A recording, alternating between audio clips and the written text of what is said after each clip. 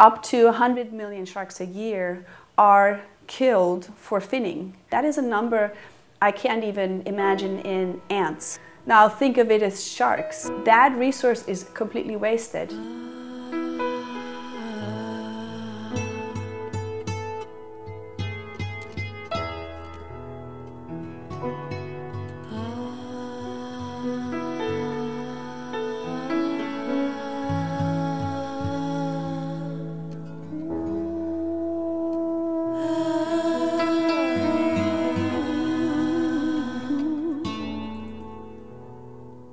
When I swim with tiger sharks, I switch into a completely different mode. You can have a moment of extreme excitement, just a very peaceful connection. It just sort of turned and looked at me, and it was a really moving experience where I thought somebody else was looking at me.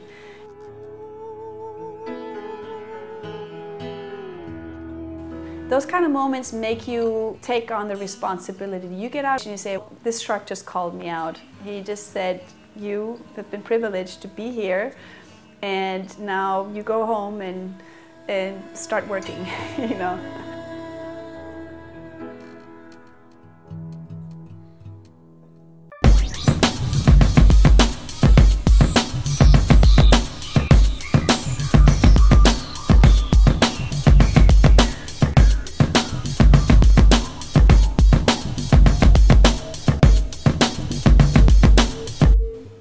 Sharks are incredibly important to us. They're crucial for the balance. If you would like to breathe clean air, you have to care about sharks.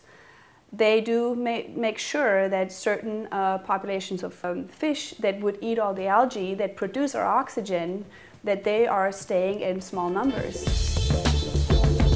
When you have, for example, a tuna population and you don't take out the ones that are sick, you can actually create an epidemic problem. Sharks take those animals out.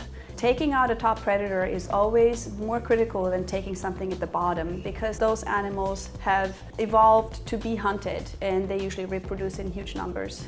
And the top predators usually evolved to be top predators, not to be hunted. And when humans come in and suddenly start predation, just like on land with tigers and lions, the population cannot sustain that. It's a protector. It's the Aumakua. It's their way of life. It's just like God. You know, it's nature. Everything fools around with nature. You know, and the Aumakua, you know, Hawaii. That's a very strong word. You know, it's very, very, very strong.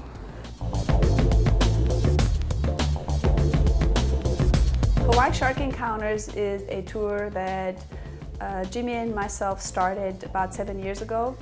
It was not the decision that we thought, oh, let's have a business. We went out, we dove with these sharks, and we thought it's so beautiful out there and so accessible that we wanted to show other people. This is Philip, and Chris is the captain. Philip is our deckhand, and he will also tell you a lot about the sharks today. If you have any questions, if you want to know anything more about the sharks, about conservation, about Hawaii, the ocean, please ask us.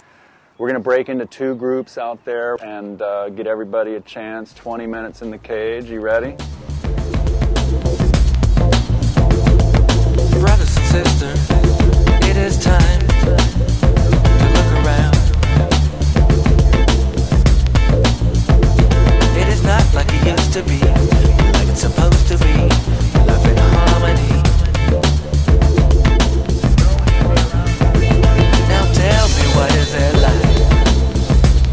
What have Now we have regular tours going out every day, and basically people, it's very simple. They sign up for the tour, and 15 minutes later they're in a cage in the middle of the blue, and they get to observe sharks in their own environment.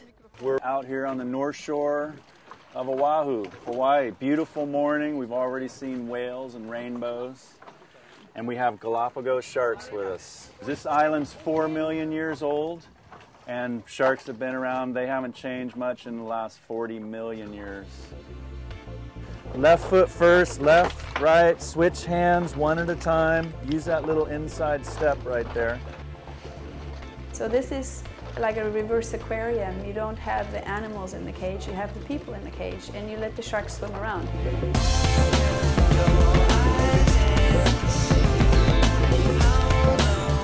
The real true impact of it is the experience, so they can get in the water, hold their breath, and then be excited, be scared, be squealing, maybe even throw up. In the end, everybody just says, oh, I would have easily gotten out of the cage. It was a phenomenal experience.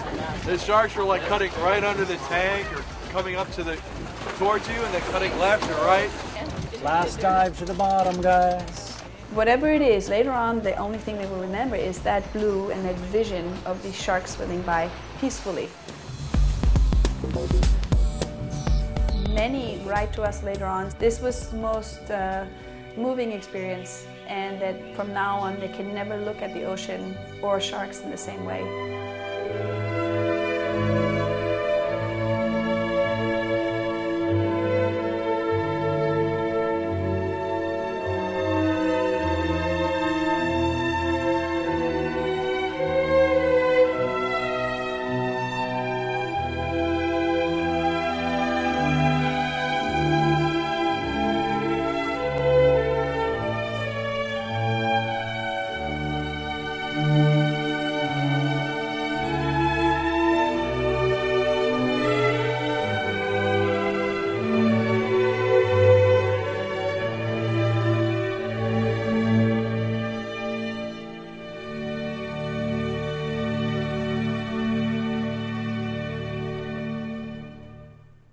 Shark finning is a horrible, wasteful practice where they pull out the sharks, cut their fins off, and throw the body overboard alive.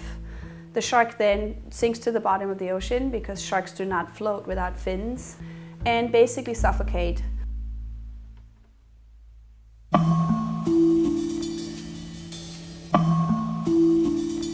Shark finning has the sole purpose of producing fins for shark fin soup. They dry the fin and they use the cartilage, they dry it again, and then they process it. So it's not like they're cutting off the fin and then they're slapping it on the table and say, here's your shark fin steak. They have to go through a lot of processing to make it even edible. And then it only becomes a substance that gives it texture. It does not give it any flavor. The flavor comes from chicken soup or whatever stock you add to it. Shark fin soup, it is a status symbol.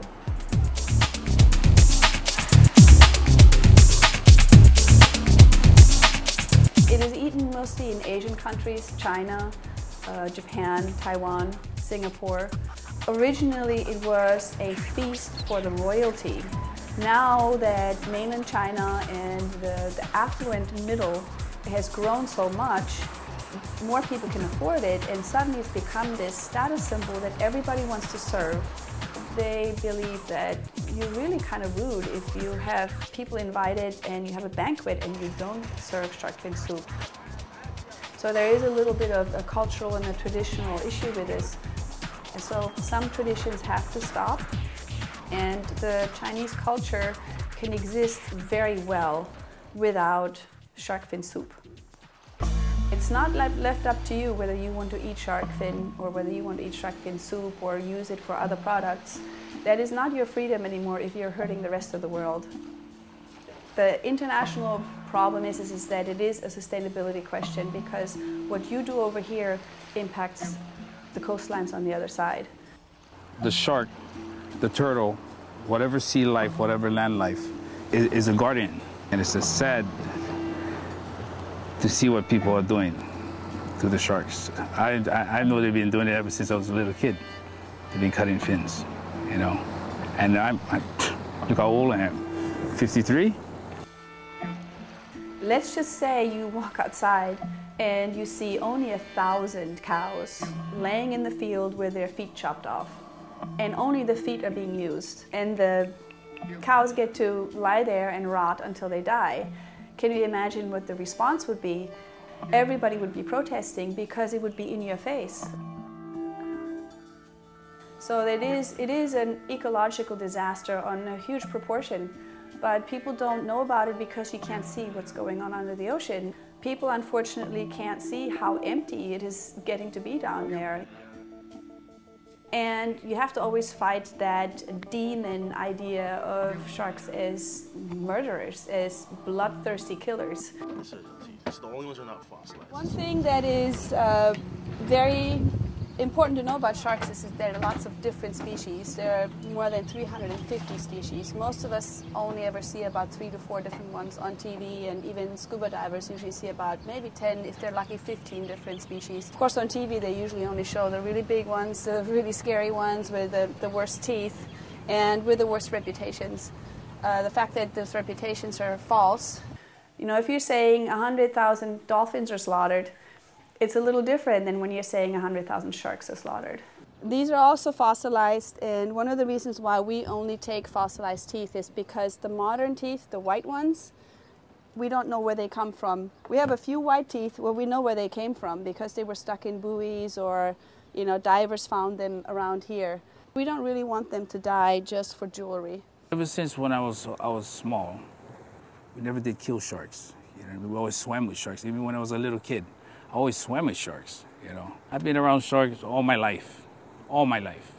I've been closer than you and I. Shark finning is pursued all over the world. Everywhere where there are sharks now, even in the most pristine areas like Costa Rica, Galapagos, who now is a shark sanctuary, they will send their factory ships to every corner of the world. And even if it's not legal, are they going to get caught? Most of these small islands don't have the enforcement to chase after these people. If there are sharks, there will be people trying to fin them because it is such a lucrative business. The shark fin trade is in profits only second to the drug trade now. So that just explains why it will go on despite regulations until we solve it at the source.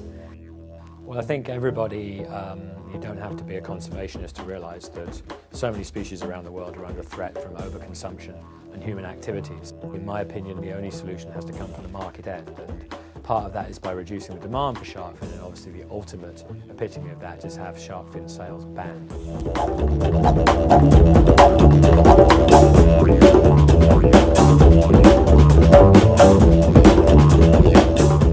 Stephanie Brendel partnered with a senator, Senator He, and together formed a small group of people that drove what was considered impossible legislation. Vicky Cayetano, who was former First Lady, asked me to introduce 2 bills, one on foie gras, on geese and shark finning. So, you know, I did it.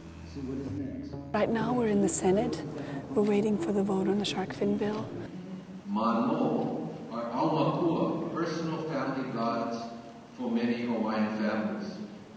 It is believed the spirit of a family member who dies, Aumakua protect and watch over their family for generations.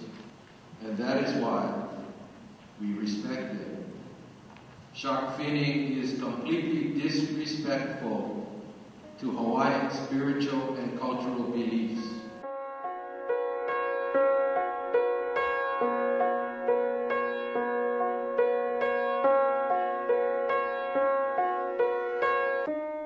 It's not a finning prohibition, it is an actual possession of fins. No soup. No soup, no compromise. And once we decided, okay, no soup, that meant no possession, period.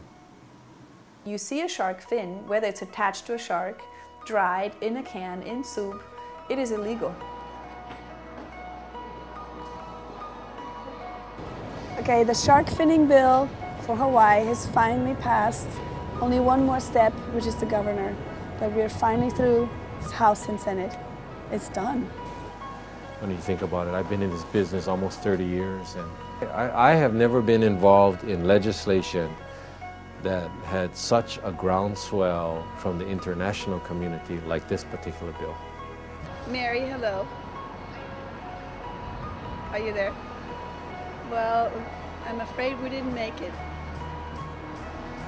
Yeah, I'm kidding. We passed!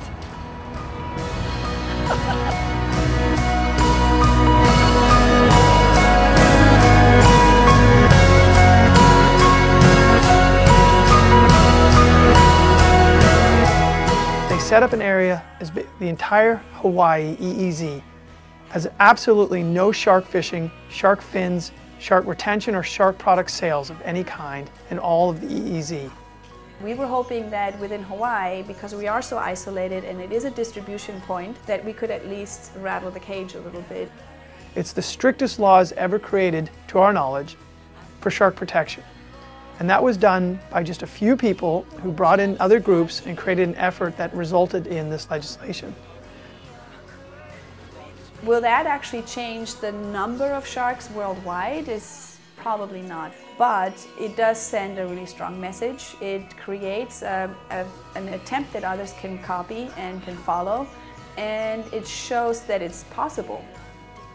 Hawaii is the first place in the world to do that, and we hope this is the seed which can spread to other jurisdictions around the world and really give the sharks a chance for survival.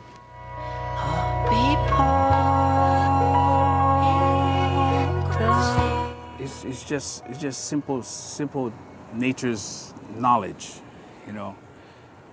The ocean is the key to life. If it starts disappearing, well, what's going to happen? Nothing. We'll all be gone.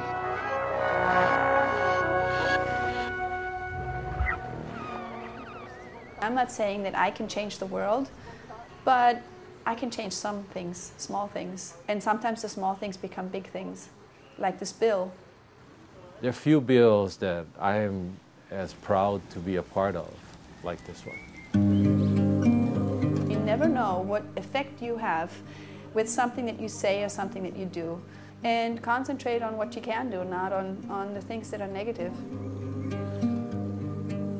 People do ask me why I'm so intense about this and why I give so much effort and strength. Even the few times I tried to turn away from it, I just couldn't. I said, this is what I'm supposed to be doing, and what better thing to do? I don't think there's anything more worth doing than that. God knows how I adore life. When the wind turns on the shore, lies another day. I cannot ask for more. When the time bell blows my heart and I have scored a better day, well, nobody made this war of mine. And the moments that I enjoy, a place of love and mystery, I'll be there anytime. Oh, mysteries of love where war is no more, I'll be there anytime. I do believe that we can't wait for the next generation to take care of our problems. I think we need to do it now. But I do have, at this point, I still have hope, lots of hope.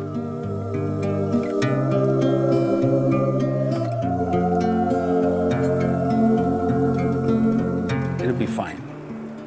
It'll be real fine. And I believe in that, you know. I believe in that.